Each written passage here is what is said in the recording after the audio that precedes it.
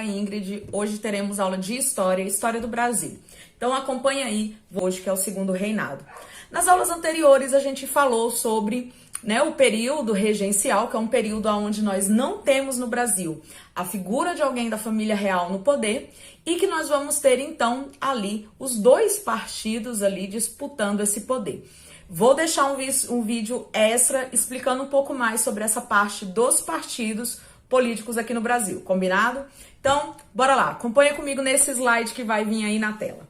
As agitações políticas do período regencial e as revoltas com vasta participação popular representavam uma dupla ameaça aos políticos, tanto para os conservadores quanto para os liberais moderados. A ameaça de fragmentação do Brasil, um crescente envolvimento de camadas populares nessas revoltas, como a gente viu no período regencial, a cabanada, a sabinada, e tantas outras. As estruturas econômicas também vêm se mostrando um pouco instáveis, então eles estão com medo de uma possível abolição, da escravidão e o fim desse latifúndio. Então, dessa forma, em 1840 foi criado o Clube da Maioridade, cuja finalidade era defender a proposta de antecipar a maioridade de Dom Pedro de Alcântara como possível solução para estabelecimento do equilíbrio político nacional. Por quê, pessoal? Volta aqui comigo, ó.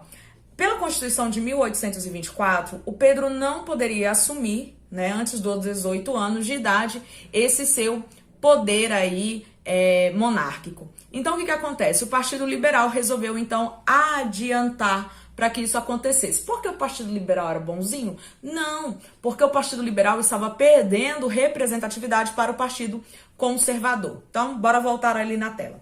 No dia 23 de julho de 1840, Dom Pedro foi aclamado imperador do Brasil com o título de Dom Pedro II, tendo apenas 14 anos e meio de idade. Então, pessoal, vou deixar para vocês aqui embaixo o documento, que dá autorização para o Pedro poder assumir o trono do Brasil.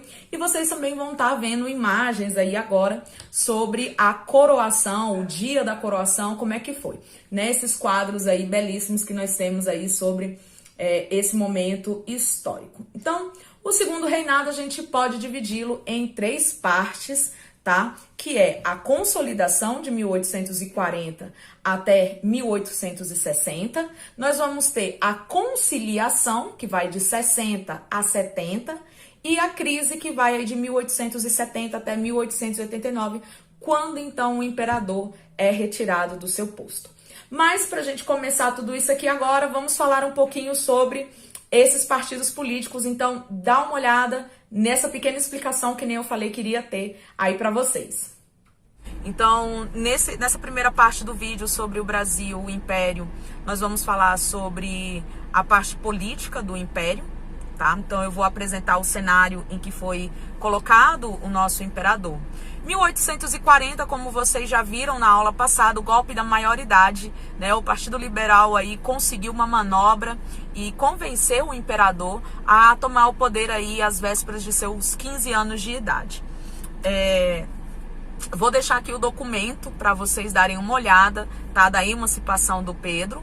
É super interessante, gostaria muito que vocês olhassem, Então nós vamos falar sobre a política. Como que está, professora, a política no Império? A política ficou da seguinte maneira. Se vocês ainda se recordam, nós temos 2 partidos aqui.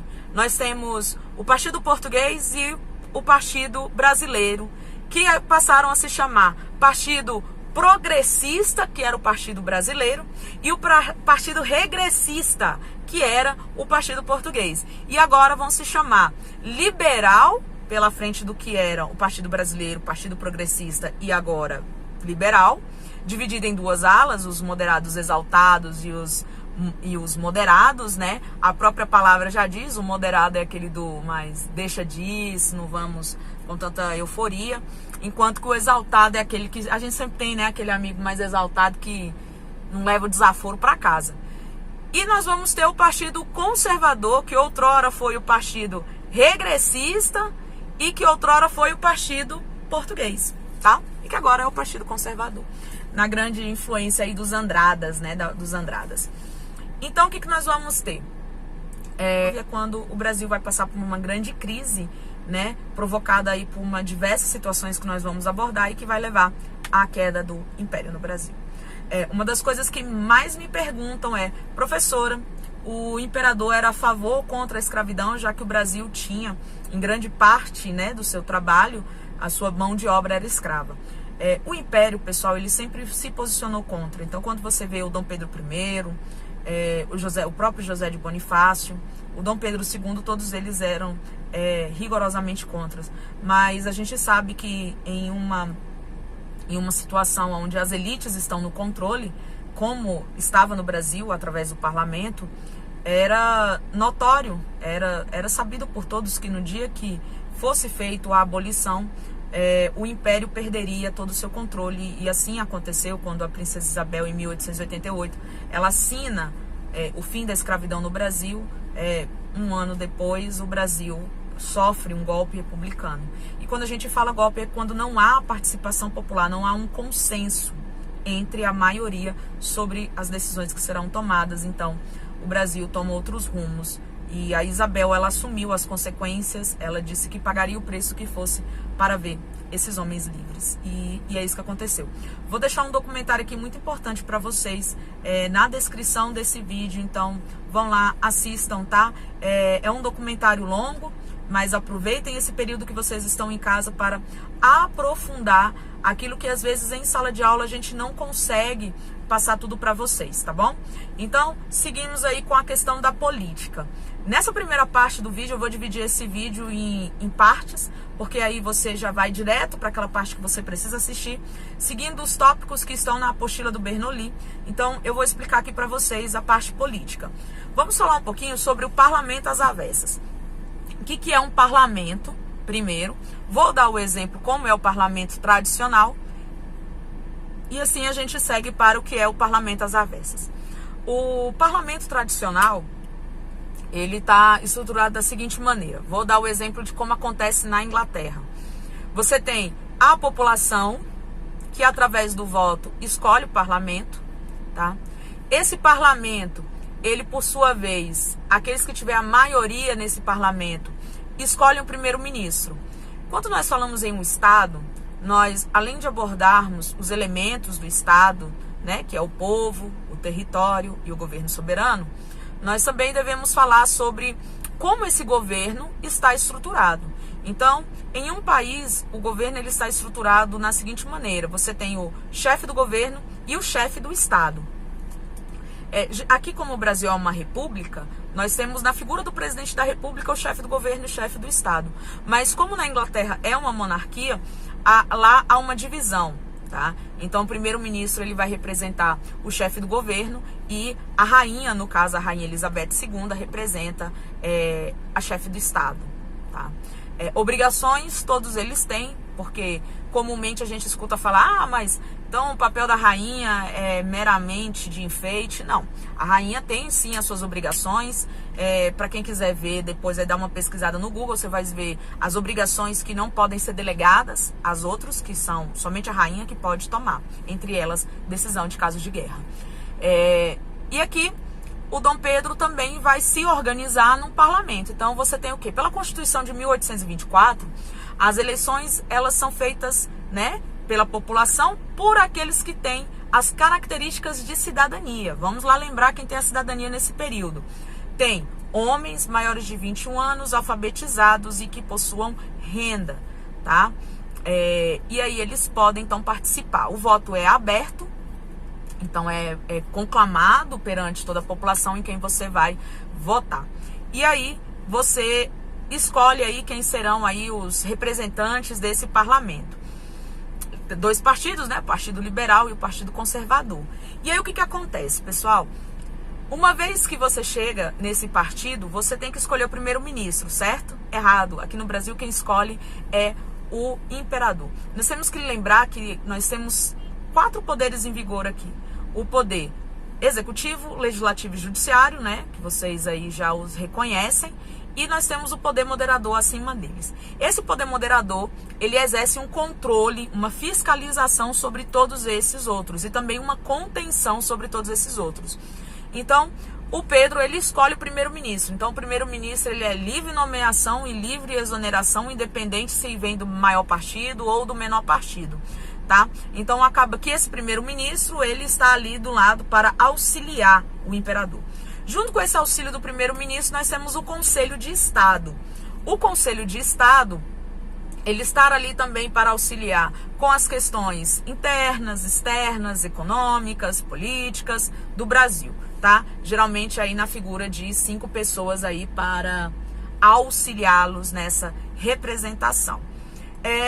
E abaixo dessa estrutura, que é o imperador, o parlamento, o primeiro-ministro, o Conselho de Estado, nós temos as chamadas assembleias legislativas aí ao longo desses estados, tá? Porque, na verdade, nós não estamos falando em estados federados, nós estamos falando mais na ideia de um estado provinciais, que eles vão ali colocar as questões mais regionalizadas, tá?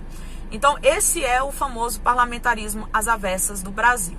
No próximo vídeo, nós vamos falar sobre a política interna adotada nesse período e nos vídeos seguintes, os outros aí, tá bom? Então, a gente se encontra daqui a pouquinho, a gente fala mais sobre o Brasil em segundo reinado, tá bom? Até mais, pessoal! Continuação da aula sobre segundo reinado, que tá lá no capítulo, na frente B, no capítulo 2, tá bom? Do material do Bernoulli. Então, nos tópicos das últimas aulas, a gente tinha abordado como funcionava todo o sistema político, né? A gente aprendeu o que é o parlamentarismo às avessas, como que o Pedro II entrou no poder. E hoje a gente vai falar aí, a partir de 1840, o que vai desenrolar em toda essa história. Já aviso, se prepara, senta aí, porque tem muita fofoca de bastidor, tem muita história legal. Então, bora lá. Olha só como começa essa história logo que o Pedro vem assumir o trono. A gente tem aí que assim que o Pedro assume, ele monta um gabinete progressista. A gente deve lembrar, os progressistas vêm lá dos liberais, que um dia já foram o Partido Brasileiro. E aí o que acontece? Ele coloca ali como primeiro-ministro dele, para ocupar esse cargo aí tão importante aí para o imperador, o liberal, os irmãos Andrada, tá? De Holanda Cavalcante, fazendo o chamado Ministério dos Irmãos. E aí você já deve estar ligado aí do outro lado, que o Partido Conservador, ó, tá de olho, hein? E não tá gostando nada dessa história, não. Aí, como você também já aprendeu, o parlamento brasileiro, ele é elegível dentro daquelas características, homens alfabetizados, com renda, né, que é o voto censitário. E aí então convocado umas eleições, né, novas eleições, para que se faça então essa nova configuração aí de parlamento. O que nós vamos ter? Eram 36 gabinetes, a composição do ministério aí, antes do Pedro entrar, e quando o Pedro entrou foram fechados, foram reduzidos, tá? E 9 deles acabaram sendo aí eliminados pelo imperador, né, que já não era mais necessário. E aí o que aconteceu? Foi então feitas as eleições. Rapaz, deu muita confusão. Pensa numa treta maligna que vai rolar. O que vai acontecer? O Partido Conservador, que perde essa eleição, que isso, gente, isso não acontece na nossa história, né? Aqui, ó, ironia, tá? Acontece muito, né? O Partido Conservador, como sai perdedor dessa eleição, foi um número muito maior de liberais aceitos para o parlamento. O Partido Conservador fica, eu quero recontagem de voto, isso não é justo, reconta. E aí, em cima disso, foi, como se diz assim, uma série de denúncias de fraudes, que colocaram criança para votar, que colocaram mortos para votar, ainda bem que isso não acontece no mundo de hoje, né? E aí começaram a fazer forte pressão sobre o Império e também começaram a agir de forma muito violenta, diga-se de passagem. Então, gente, essa eleição ficou conhecida como eleição do cacete. O que é o cacete? É um porrete que comeu solto, desceu. Era no dia que saiu o resultado dessa apuração, o voto era falado, o voto era aberto. Eu, fulano de tal, voto no ciclano de tal. Quando saiu o resultado, gente, ó, voadora, chute nos peitos, dedo no olho, hein? Aqui, ó, nos olhos. E pau comeu. E ficou conhecida na história, então, como a eleição do cacete. E aí, essa eleição foi cancelada. Lógico, né, gente? A coisa estava muito pesada para cima do Império. Em 1841, então, Dom Pedro II resolve voltar com uma nova eleição. Ele vai aí demitir aquele Ministério dos Dois Irmãos, tá? E vai fazer um novo gabinete. Esse novo gabinete ele vai ter um perfil mais do Partido Conservador, tá? É uma continuidade da centralização do poder do Pedro e aumento aí da força do Estado e da Justiça dentro das províncias para que essa baixaria não acontecesse mais, tá? E aí, então, o que vai acontecer, pessoal? Nessa nova eleição, antes em 1848, a gente vai ter características aí um pouco controversas lá em Pernambuco, que vai ser conhecida como a Revolução Praieira, tá? De novo Pernambuco, cara, mas como Pernambuco perturbou o Império, né? E aí, vou recitar um poeminha aqui pra vocês, que era muito recitado nesse período. Quem nasce em Pernambuco deve ser desenganado, que ou há de ser Cavalcante, ou há de ser cavalgado, né? Entendeu a ironia aí? Cara, isso caía com um peso. Ou seja, eles estavam dizendo, ou vocês mantêm a tradição de todas aquelas revoluções, já teve a Revolução do Equador, que o Pedro I passou, e todas as outras, ou vocês vão ser colocados cabrestos. Vocês vão andar igual cavalo aqui, ó, no laço curto.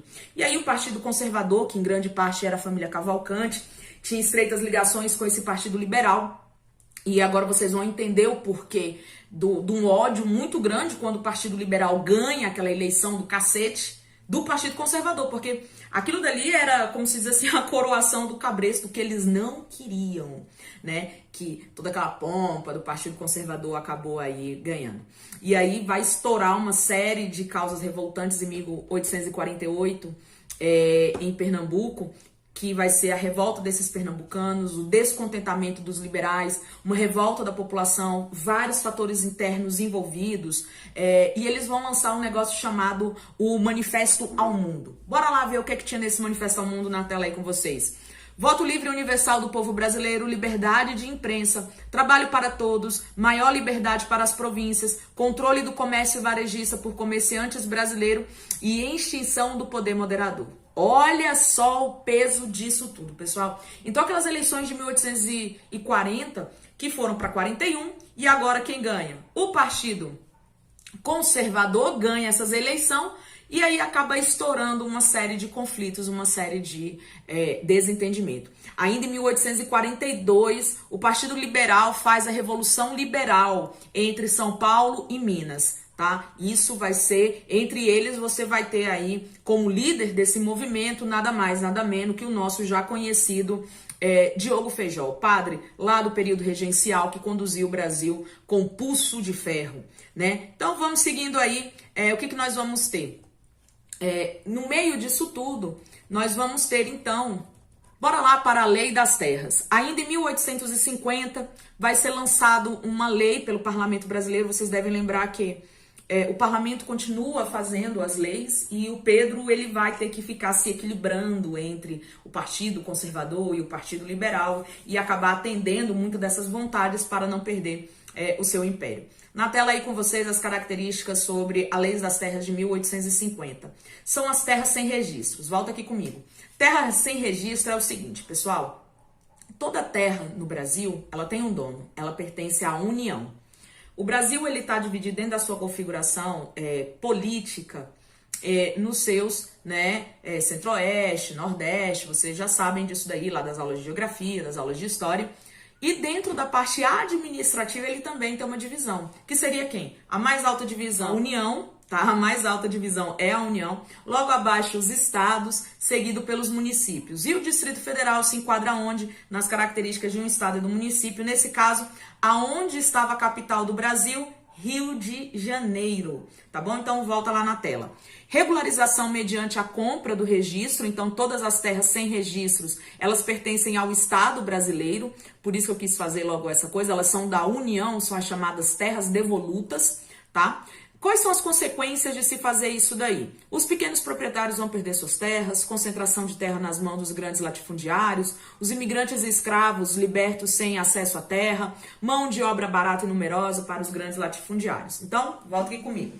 Enquanto o Brasil fazia isso, vamos ver como é que estavam os Estados Unidos? Os Estados Unidos, nesse período, já teria feito a sua famosa marcha para o oeste e estava precisando de povo, de gente para morar lá. Então, arreganhou-se as fronteiras. E aí, em 1860, com a vitória de Abraham Lincoln, tá? Aí o 13º presidente americano já, ele dá os chamados Contract Acts, ou seja, você vem, ganha terra para trabalhar. Então, pensa aí comigo, você ia para onde, hein? Você ia para os Estados Unidos ou você ia vir aqui pro Brasil que tá proibido tu comprar terra, hein, cara pálida? Lógico que você ia para os Estados Unidos.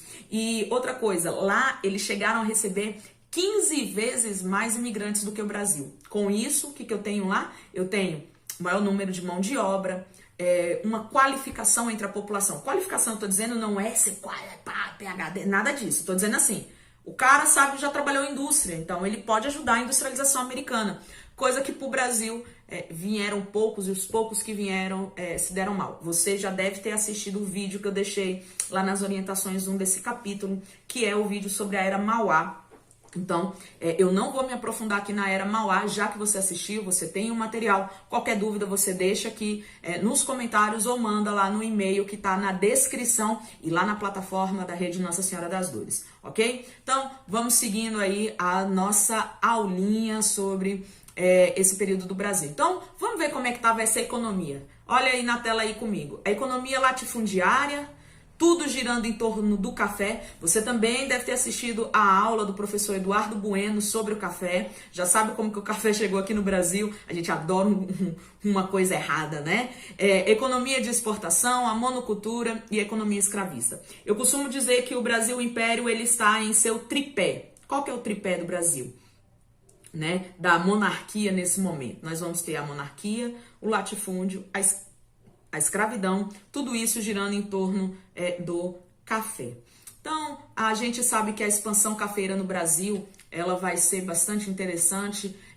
Agora, pessoal, de fato, o Brasil vai estourar como um grande país rico. Tanto é que quando você queria ser chamado de rico ali naquele período, ou que as pessoas queriam te elogiar, no mundo de hoje, você é chamado de quê? De sheik árabe, né? Tal. Ah, você é tão rico quanto um sheik, pá. E lá você vai ser chamado de quê? Você é tão rico quanto um barão de café do Brasil. Então a gente vai ter agora um deslocamento daquela família rural, rica, ali daqueles latifúndios, para as cidades. E o mais interessante é que o Brasil agora, rapaz, a modinha da época é ser chique, é fazer o biquinho, tomar chá, assim, não pode levantar o dedinho, tá, gente? Não é chique. Falar, parlar français, tá? Então, assim, como ça va, bonjour, né, ça va bien, et toi? Então, isso era ser chique. Então, a gente tem um deslocamento. No primeiro reinado, o chique era você mandar os seus filhos para Coimbra, estudar nas escolas em Coimbra. Tanto que você tinha a elite coimbriana no Brasil, Coimbrã, tá? A elite coimbrã do Brasil intelectual. E agora você vai ter o haut concours, tá? Que é François. Então, nesse período do século XIX, todo mundo queria ser francês. E aí começou a chegar no Brasil os cabaré, os cancan, tá passando aí. E todo mundo era assim. Então, aqueles café começou a chegar no Brasil, misturado com teatro, com música, e aquela cultura da França invadiu o Brasil. Então, super chique. E outra coisa, o hábito de beber café se espalhou na Europa, tá? Virou febre. Nos Estados Unidos, por quê? Os cowboys americanos precisavam do café ali para ficar ligadão, para poder passar menos fome na viagem, para ter energia, ok? Então, o café acabou se popularizando no mundo. Então, olha aí na tela comigo. O hábito de beber café tornou-se moda na Europa e nos Estados Unidos. O cultivo do café exigia investimentos mais baixos que o da cana-de-açúcar e o café podia durar 30 anos ou mais, enquanto a cana tinha que ser replantada a cada 3 anos e o café se deteriorava menos do que a cana-de-açúcar. Lá no vídeo que eu deixei linkado para vocês, nas orientações 1, tem tudo que vocês precisam saber sobre esse período aí do café, ok? Beleza? Então, vamos aqui avançando na nossa aula e você deve estar aí acompanhando na sua apostila, então não esquece de ler o nosso material, tá bom? Vamos falar um pouquinho aqui sobre como estava a questão externa no Brasil, tá? Então, na tela aí comigo esse slide. Vamos ter o conflito platino, causas básicas, controle da navegação na Bacia do Prata e quais são as outras causas por detrás disso. Disputas de território, enfraquecimento desses rivais, acesso a províncias do interior, especialmente a do Mato Grosso, pelo Brasil, e a situação do Uruguai, que estava com 2 partidos ali, né, o Partido Blanco e Colorado brigando bastante, a qual vai ter uma intervenção do Brasil para auxiliar, tá? E aí nós vamos ter aí o controle do Brasil em cima dessa região que será do Uruguai. Então, nós estamos aí analisando essa situação entre Buenos Aires e o seu interior. Buenos Aires você vai ter a questão dos rosas apoiado pelos blancos do Uruguai e no interior os Corrientes Entre Rios, que tem aí Urquiza, que vai ser apoiado pelo Colorados aí pelo Brasil. E em 1850, a guerra entre Oribe e Rosas, aonde o Brasil vai invadir o Uruguai e a Argentina vai depor seus governantes. Assim, o Rivera vai assumir, que é representante do Partido Colorado, tá? No Uruguai, e Urquiza na Argentina. E em 1864 estoura a guerra contra a Guiri, tá? Do Uruguai, aí do Partido Blanco, e o Brasil acaba de novo invadindo o Uruguai, depondo o Aguirre e coloca no seu lugar o Colorado Venâncio Flores. E aí nós vamos ter aí o equilíbrio do Prata, vai ser rompido quando o Aguirre tenta o acordo com o líder paraguaio Solano Lopes, aquele que você já viu no documentário, que eu também deixei linkado, que é extremamente importante, sobre a Guerra do Paraguai. Tá bom? Então, nesse momento, é assim que está acontecendo os conflitos externos do Brasil. E além desse conflito externo, nós vamos ter um outro conflito aí externo pesadíssimo dentro do Brasil. Seguinte, quando o Brasil recebeu a família real, que a família real sai de Portugal vindo para cá, né, fugindo de Napoleão Bonaparte, eles foram escoltados pela Marinha Britânica, numa questão mesmo assim dos britânicos já estarem vislumbrando um possível mercado, aquela coisa toda. Então, Brasil e a Inglaterra vinham aí de um acordo, de uma amizade enquanto os interesses funcionam, tá? E nós vamos ter então quem? Dom Pedro I, com acordos com os ingleses e toda aquela questão, mas eis que um belo dia, em 1863, isso tudo vai ser, como se diz assim, colocado em jogo. Por quê? Porque, pensa comigo, gente, aquele horário de meio-dia e 20, meio-dia e 15, que a gente tá aí doido, louco pra almoçar, né? Vocês estão pensando muito mais com a barriga do que com a cabeça. E aí, eis que na hora que a gente sai, digamos, tomba um caminhão de salgadinho. E voa salgadinho pra todo lado, e aluno corre, e bota na mochila, e bota nos bolsos. Pode, gente, fazer isso? Não pode. Você está ali furtando uma carga. Há uma diferença entre roubo e furto. O roubo, ele é intencional. Você vai lá, coloca uma arma na cabeça da pessoa, ameaça ela, a pessoa ela sabe que está sendo, né, roubada e você leva embora. O furto é aquela coisa discreta, caladinho, você vem, ninguém viu, pega e coloca assim. Então, aí é um furto, né? Você não pode fazer isso, mas acaba fazendo.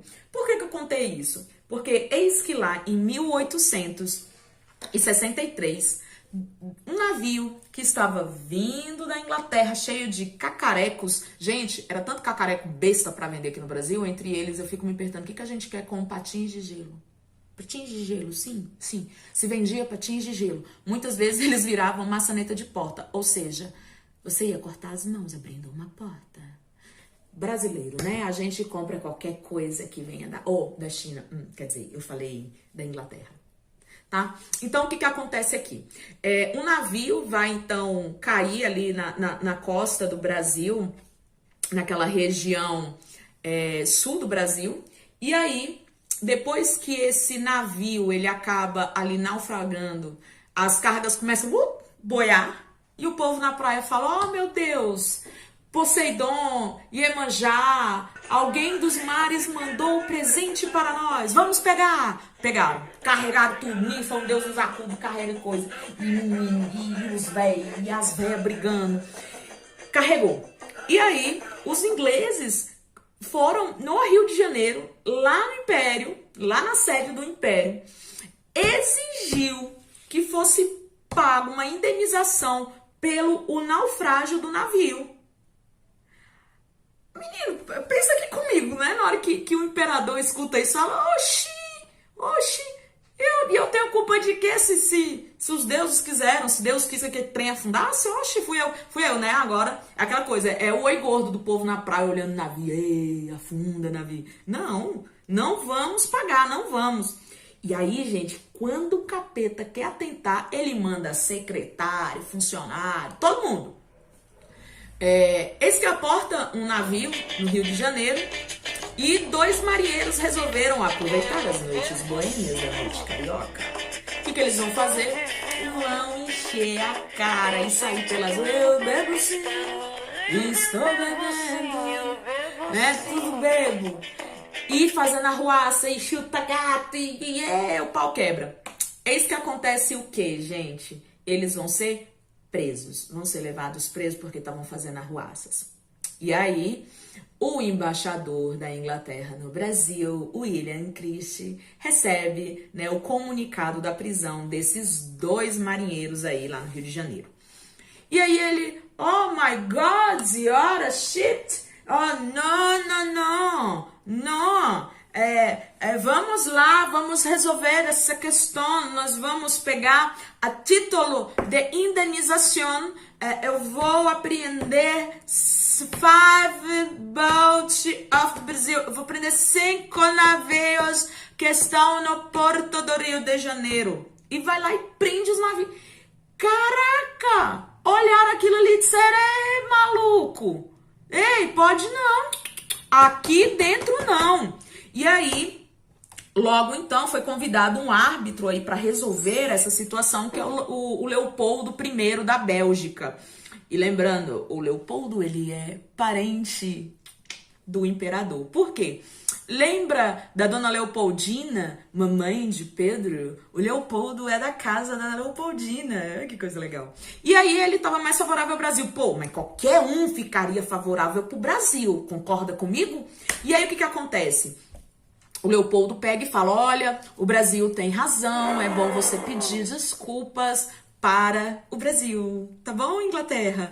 E aí a Inglaterra chega bem assim: corta aqui.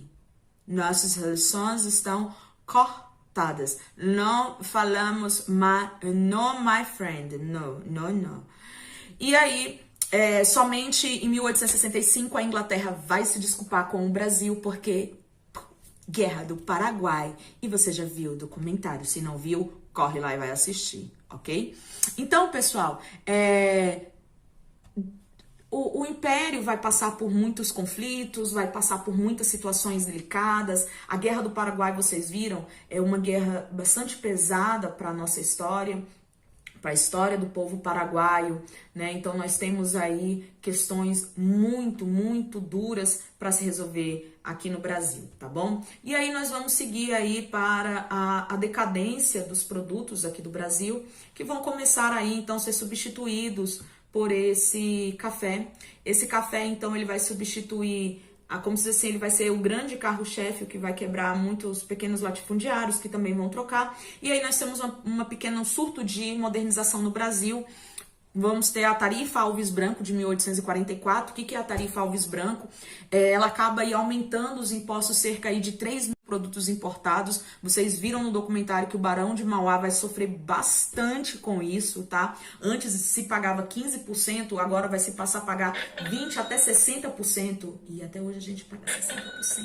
sobre eletrônicos, ou seja, você comprou um celular de R$ 1.000, R$ 600 de imposto, você sai lucrando, tá? E a maioria deles aí foi taxado em 30%, tá? E aí isso acabou dando uma concentração de poder na mão de quem não se investia, de quem investia não, e aí começou uma guerrinha burocrática e caixa de impostos. Vamos falar um pouquinho sobre a Lei Eusébio de Queiroz. A Lei Eusébio de Queiroz, de 1850, ela vai proibir a importação de escravos aí vindos do continente africano ou de qualquer outro território, tá bom? Ela foi aí, como se diz assim, um reflexo da lei do Bill Abidem, tá? Eu vou deixar um link aqui, pessoal, aonde você aí, para matar a sua curiosidade, porque isso não vai cair no Enem, essa curiosidade que eu vou deixar linkada, mas é a parte mais interessante da história. Então assiste aí, tá bom? A qual acabou resultando nessa lei da Eusébio de Queiroz, que é o quê? Você não traz mais, então se vira com o que você tem dentro do território. Isso daí, gente, vai dar treta. Nós estamos no Brasil, um país que adora uma coisa errada. Não adoramos, Ingrid, é impressão sua, é impressão minha, desculpa. Então o setor industrial, o transportes, isso tudo vai ser movimentado agora a partir da lei Eusébio de Queiroz, que é essa proibição do tráfico intercontinental. E aí, nós vamos ver aí, vai passar pela Era Mauá. Se você quiser, continue assistindo, tem outros industriais maravilhosos, como a família Matarazzo. E aí vamos falar um pouquinho sobre a mão de obra do Império. A questão como da escravidão agora está um pouco complexa para trazer escravos para cá. Então, eles vão arrumar aí a mão de obra imigrante vindo aí de países europeus para cá. Tá? Gente, aquela história de o embranquecimento do Brasil, blá blá blá, vamos deixar pra lá, porque assim, é uma questão muito de ponto de vista histórico, cultural, e isso não vai cair no seu vestibular. Eu, Ingrid, não concordo com essa visão do embranquecimento do Brasil, e sim a gente tem que ter uma mão de obra baratíssima, independente de onde ela venha, mas que venha barato. Tá? Então, esse cronograma sobre a questão pelo fim do tráfico aí, em 1824, a nossa lei, ela já colocava aí que a Inglaterra tinha que como se diz assim, auxiliar o Brasil na condução desse fim do tráfico. Falei para vocês que o Dom Pedro I tinha essas intenções, o Pedro II entra com essas intenções, em 1831 Feijó também fez uma lei para proibir essas importações, e aí em 1845 saiu finalmente o Bill Abidin, a qual a Inglaterra diz que vai afundar qualquer navio que tiver vindo da costa africana. Tá? Eles eram chamados de túmulos, esses navios. Eu vou deixar aqui agora, passando para vocês, um pedaço de um poema chamado Navio Negreiro. Então, acompanha, eu também vou deixar linkado aqui na descrição todo o poema, ele é enorme, mas eu vou deixar só um pedaço aí para vocês, tá bom? Então acompanha aí. Estamos em pleno mar. Doido no espaço brinco no ar, dourada borboleta. E as vagas após ele correm, cansam, como turba de infantes inquieta. Estamos em pleno mar. Dois infinitos ali se estreitam num abraço insano. Azuis, dourados, plácidos, sublimes. Qual dos dois é o céu? Qual o oceano? Estamos em pleno mar. Abrindo as velas ao quente arfar das virações marinhas, veleiro brigue corre a flor dos mares, como roçam na vaga as andorinhas. De onde vem? Onde vai? Das naus errantes, quem sabe o rumo, se é tão grande o espaço. Neste Saara, os corcéis o pó levantam, galopam, voam, mas não deixam traço. Por que foges assim, barco ligeiro? Por que foges do pávido poeta? Oh, quem me dera acompanhar-te a esteira que semelha no mar doido cometa. Albatroz, albatroz, águia do oceano, tu que dormes das nuvens entre as gazas, sacode as penas leviatando o espaço. Albatroz, albatroz, dá-me estas asas. Desce do espaço imenso, ó águia do oceano, desce mais, ainda mais, não pode olhar humano como o teu mergulhar no brigue voador. Mas que vejo eu ali? Que quadro de amarguras! É canto funeral? Que tétricas figuras! Que cena infame, viu? Meu Deus, que horror! Era um sonho dantesco, tombadilho que das luzernas a vermelho brilho em sangue a se banhar. Tinir de ferros, estalar de açoite, legiões de homens negros como a noite, horrendos a dançar. Negras mulheres suspendendo as tetas, magras crianças cujas bocas pretas regam o sangue das mães. Outras moças, mas nuas e espantadas, no turbilhão de espectros arrastadas em ânsia e mágoa vãs. E ri-se a orquestra irônica, estridente, e da ronda fantástica a serpente faz doidas espirais. Se o velho arqueja, se no chão resvala, ouvem-se gritos, o chicote estala e voam mais e mais. Presa nos elos de uma só cadeia, a multidão faminta cambaleia e chora e dança ali. Um de raiva delira, outro enlouquece, outro que de martírios embrutece, cantando geme e ri. No entanto, o capitão manda a manobra e, após, fitando o céu que se desdobra tão puro sobre o mar, diz do fumo entre os densos nevoeiros: vibrai rijo, chicote, marinheiros, fazei-os mais dançar. E ri-se a orquestra irônica estridente, e da ronda fantástica a serpente faz doidas espirais. Qual num sonho dantesco as sombras voam, gritos, ais, maldições, preces ressoam, e ri-se Satanás. Senhor Deus dos desgraçados, dizei-me vós, Senhor Deus, se é loucura, se é verdade tanto horror perante os céus. Ó mar, por que não apagas com a esponja de tuas vagas de teu manto esse borrão? Astros, noite, tempestades, rolai das imensidades, varrei os mares, tufão. Quem são estes desgraçados que não encontram em vós mais que o rir calmo da turba que excita a fúria do algoz? Quem são?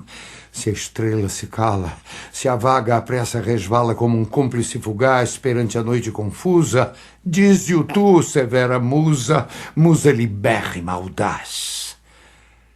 São os filhos do deserto onde a terra esposa a luz, onde vive em campo aberto a tribo dos homens nus. São os guerreiros ousados que com os tigres mosqueados combatem na solidão. Ontem simples, fortes, bravos. Hoje míseros escravos, sem luz, sem ar, sem razão. Ontem a serra liou, a guerra, a caça ao leão, o sono dormido à toa sob as tendas da amplidão. Hoje, o porão negro, fundo, infecto, apertado, imundo, tendo a peste por jaguar. E o sono sempre cortado pelo arranco de um finado e o baque de um corpo ao mar. Ontem, plena liberdade, a vontade por poder. Hoje, cúmulo de maldade, nem são livres para morrer, prende-os a mesma corrente, férrea, lúgubre serpente, nas roscas da escravidão. E assim roubados à morte, dança a lúgubre coorte ao som do açoite e risão. Senhor Deus dos desgraçados, dizei-me vós, Senhor Deus, se eu deliro ou se é verdade tanto horror perante os céus. Ó mar, por que não apagas com esponja de tuas vagas de teu manto este borrão? Astros, noite, tempestades, rolai das imensidades, varrei os mares, tufão. Existe um povo que a bandeira empresta para cobrir tanta infame e cobardia e deixa transformar-se nessa festa em manto impuro de bacante fria. Meu Deus, mas que bandeira é esta que impudente na gávea tripudia? Silêncio, musa, chora tanto que o pavilhão se lave no teu pranto. Auriverde pendão de minha terra, que a brisa do Brasil beija e balança, estandarte que a luz do sol encerra e as promessas divinas da esperança. Tu, que da liberdade após a guerra foste hasteado dos heróis na lança, antes te houvessem roto na batalha, que servires a um povo de mortalha. Fatalidade atroz que a mente esmaga, extingue na história o brigue imundo, o trilho que Colombo abriu na vaga, como um íris no pélago profundo. Mas a infâmia é demais.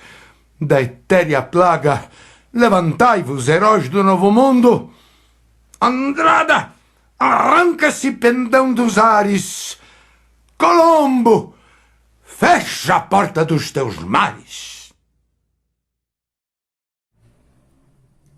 Voltando então, pessoal, depois que nós vimos isso, tanto que é pesado a questão da escravidão, o Brasil ele começa então a colocar ali situações para que finalmente isso fosse, né, aos poucos acabando.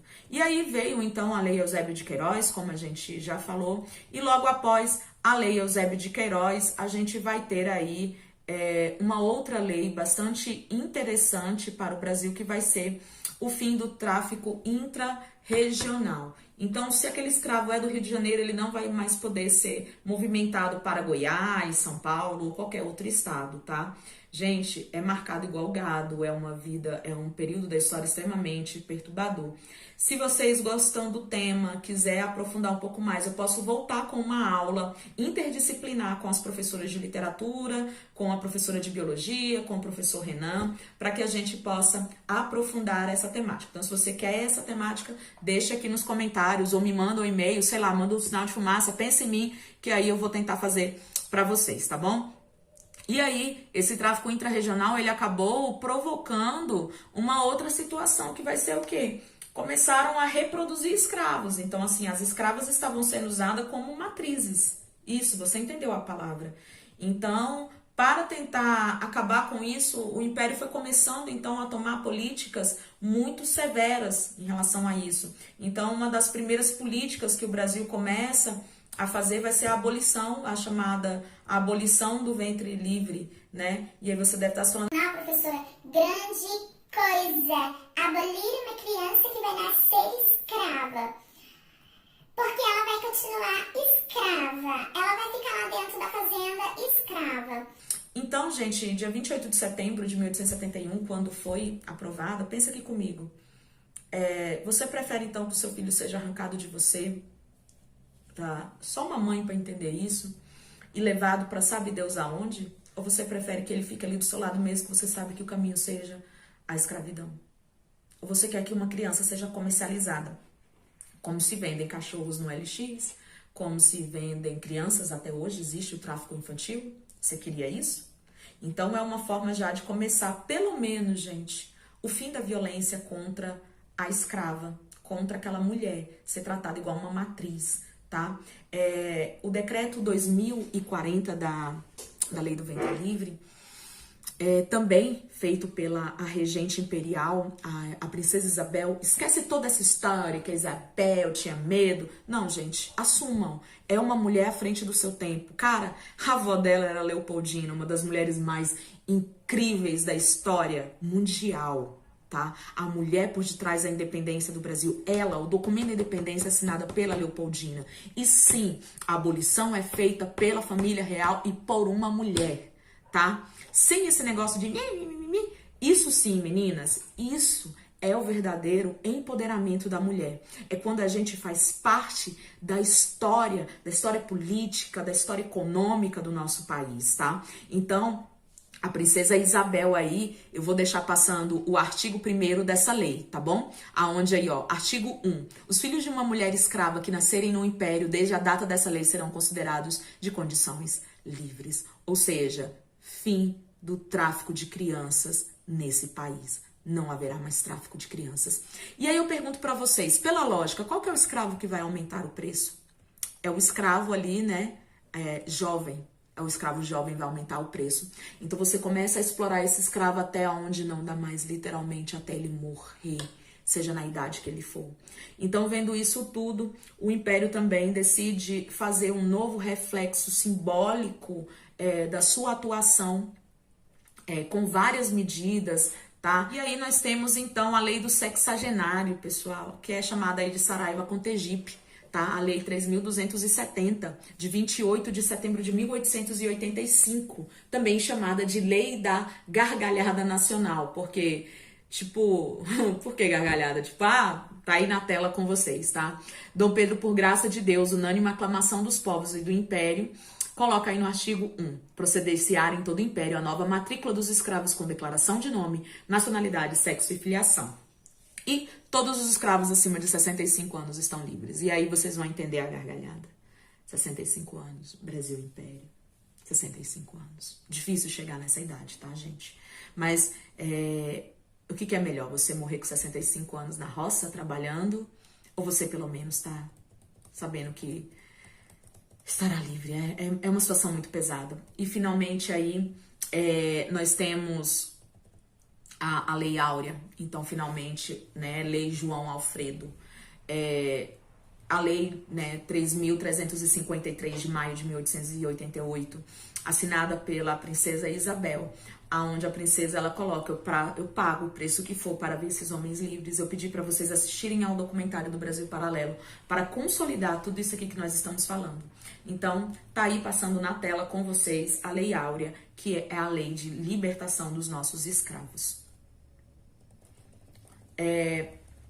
Tá aí uma linha do tempo, então, na tela, 1831, a gente vai ter aí, né, uma lei pelo governo Feijó, 1835, até a gente chegar finalmente na Lei Áurea.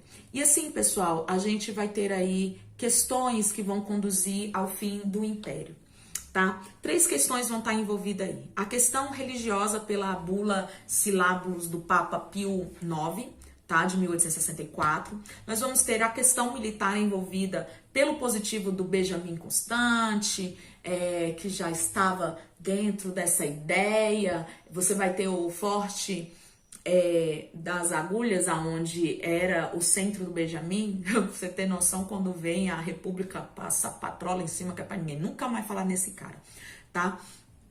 Que também vai começar a botar na cabeça dos militares uma ideia de que vai fazer uma república, vamos? E eles aceitam, né? E a questão abolicionistas, aonde esses grandes donos de escravo perderam seus escravos. Então você tem 3 setores com ódio mortal do Pedro, tá? E isso tudo vai ser o ingrediente, ó, perfeito para tudo se acabar. O que foi essa bula do Papa? Proibição da maçonaria dentro do quadro da igreja. O imperador é maçom, a família real é maçônica, então isso vai acabar gerando um conflito muito grande dentro, porque vários padres vão ser afastados, várias pessoas vão ser afastadas, grandes elites do império são maçons, então ele bate o pé e fala que não, e a igreja católica, então tá, então a gente também para de apoiar o seu império. E é o que acontece. E aí nós temos então o fatídico dia 15 de novembro de 1889, de madrugada, proclamada. A República no Brasil é um golpe, porque a população não participa, eu já falei para vocês o que é um golpe. E assim se encerra a história do Império no Brasil. A família real vai ser toda exilada, o Pedro, ele entra numa tristeza muito grande, porque o imperador amava esse país, ele já é um senhorzinho de idade, e ele vai virar professor em Paris, porque ele se recusa a ir para Portugal, e vocês devem ter visto todo o final dessa trágica história lá no documentário do Brasil Paralelo. E é isso, pessoal, assim encerra esse capítulo. Então façam, tá, o capítulo para casa, frente B, capítulo 2, façam todas as atividades. Se tiverem dúvida, mandem aí para o e-mail, tá bom? Que eu vou aí tirando a dúvida de vocês. Fiquem todos com Deus, tá bom? Até breve, a gente se encontra numa próxima aula. Tchau, tchau!